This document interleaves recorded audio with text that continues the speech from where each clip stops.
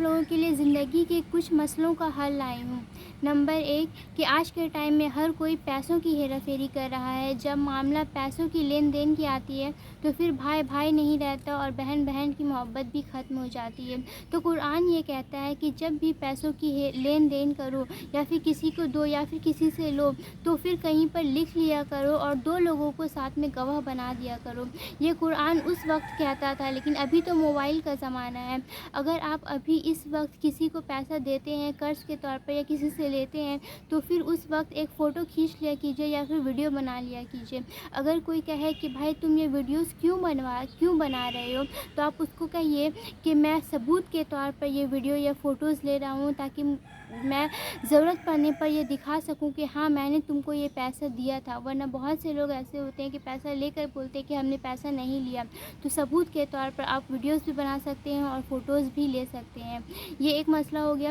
دوسرا مسئلہ یہ ہے کہ بہت سے لوگ جو ہیں کہ اپنے ماں باپ کی قبر پر جا نہیں پاتے جمعہ کے دن اور اپنے آپ کے اوپر افسوس کرتے ہیں۔ تو ایسا نہیں ہے۔ اگر آپ اپنی قبر سے دور ہے، اگر آپ اپنے والدین کی قبر سے دور ہے اور آنا جانا جو ہر جمعے کو مشکل ہوتا ہے، تو پھر آپ گھر بیٹھے ہی ان کا نام لے کر دعا کر سکتے ہیں۔ اللہ تعالیٰ گھر بیٹھے ہی آپ کی دعاؤں کو قبول ضرور کر لیں گے۔ تیسرا مسئلہ یہ ہے کہ بہت سی عورتیں یہ کہتی ہیں کہ میرے شوہر چاہتے ہیں کہ ہم آئی بروز بنائیں، میرے شوہر چاہتے ہیں کہ ہم پارلر میں جائیں، میک اپ کریں اور اچھے دکھیں۔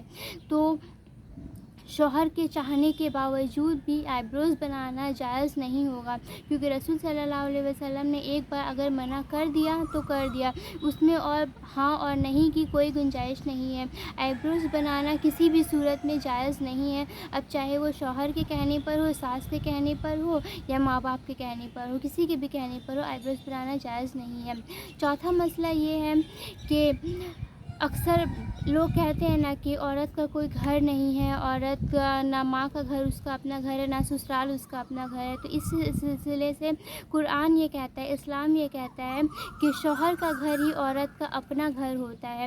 اس کے علاوہ اس کے ماں باپ کا گھر بھی اس کا اپنا گھر بالکل نہیں ہوتا۔ اگر شادی شدہ بیٹی اپنے ماں باپ کے گھر بھی جاتی ہے تو وہ مسافر بن کر جاتی ہے اور مسافر بن کر آتی ہے، اور اس کا پورا گھر، جس گھر میں اس کا حق ہونا چاہیے وہ اس کے شوہر کا گھر ہوتا ہے، اس کے شوہر کا گھر ہی اس کا اپنا گھر ہوتا ہے۔